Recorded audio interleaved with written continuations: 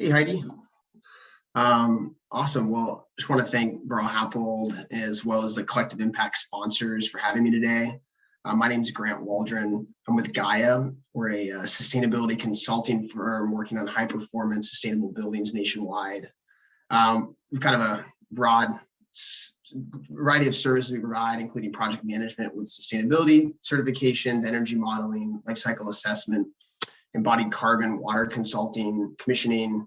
We also host community events, but today I'm really excited to talk about a fun project we've worked on over the last 18 months. Next slide. As a sustainability consultant, I focus a lot of my work on creating energy efficient, water reducing, low carbon, healthy buildings. And typically measure those by demonstrating reductions against an established baseline. You've probably heard buildings described as reducing water by 30% or energy by 40%. And with each incremental step, we get closer and closer to those high performance, ultimately sustainable buildings, where the goal is really to have buildings give more than they take away. And that should really be our challenge at that inflection point. On a recent Gaia project, we actually pursued Living Building Challenge certification.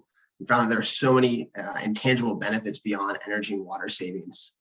So this is the Campbell Collective, a single family home on the west side of Los Angeles. It was built in 1947.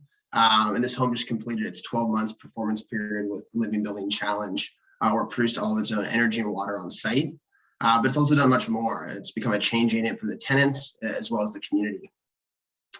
This project was really able to meet those Living Building Challenge requirements through a closed loop water system, where rainwater is captured from the roof and stored on site. Solar panels create electricity, which both filter the rainwater, but also run atmospheric water generators, which create water from air. That water is heated in heat pump water heaters, with the byproduct being cool air, which we use as free air conditioning in the home. Water is then used for clothes washing and showers, and ultimately sent to fruit trees via gray water.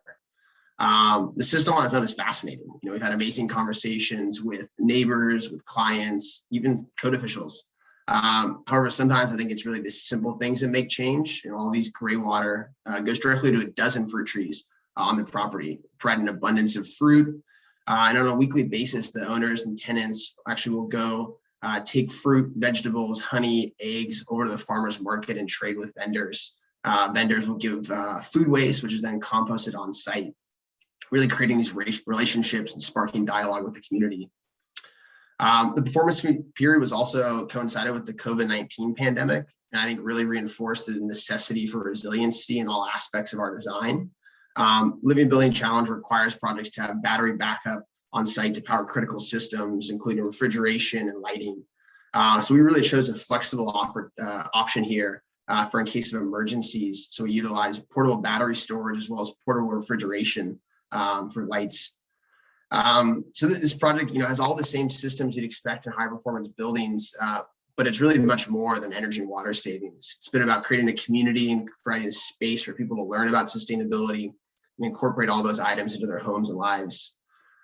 Today, and over the last years, we've heard about the warnings from scientists to drastically reduce our carbon emissions to curb climate change. So I believe it's projects like the Campbell Collective that can really create those paradigm shifts necessary for a sustainable future. Thank you.